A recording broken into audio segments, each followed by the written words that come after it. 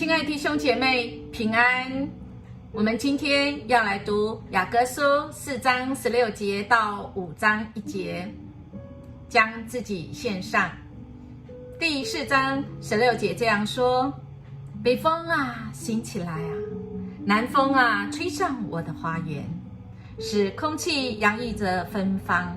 愿我的爱人进入他的园中，吃园里最好的果子。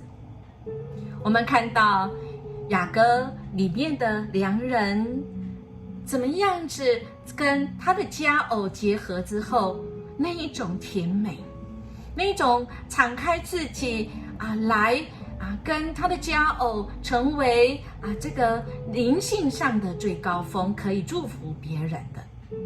当我们跟神的关系很美好时，我们的生命，我们的这个信心都会被扩张的。而当我们领受这一切，那除了自己可以很美好之外，神的心意是要指向于这一位赐福的神，而这位赐福的神不是只有要赐福我们，要成为许多人的祝福。我相信明天有许多的人就要开工，就要开始工作，那么我们在预备工作之前，再一次来领受我们的家人，我们的爱我们的主，跟我们这么亲密，他是如此的丰盛，而且愿意跟人来分享他的丰盛。他邀请我们，一切的福分都在于神。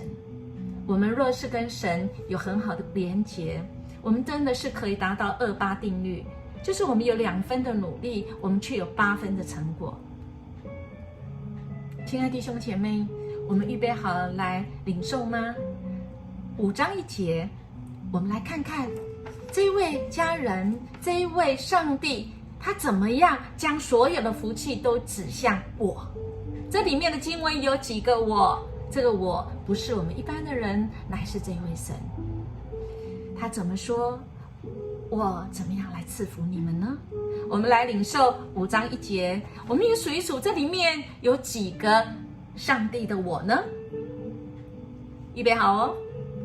我妹子，我心腹，我进了我的园中，采了我的没药和香料，吃了我的蜜房和蜂蜜，喝了我的酒和奶。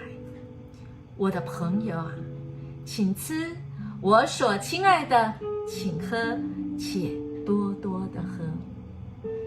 亲爱的弟兄姐妹，你有这一位我吗？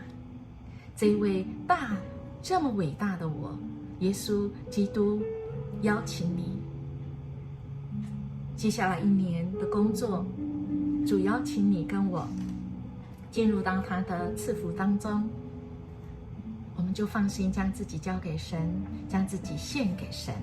我们一起来祷告。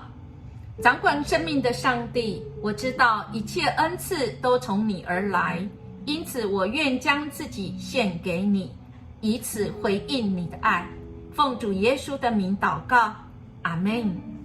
愿神赐福你，我们明天见。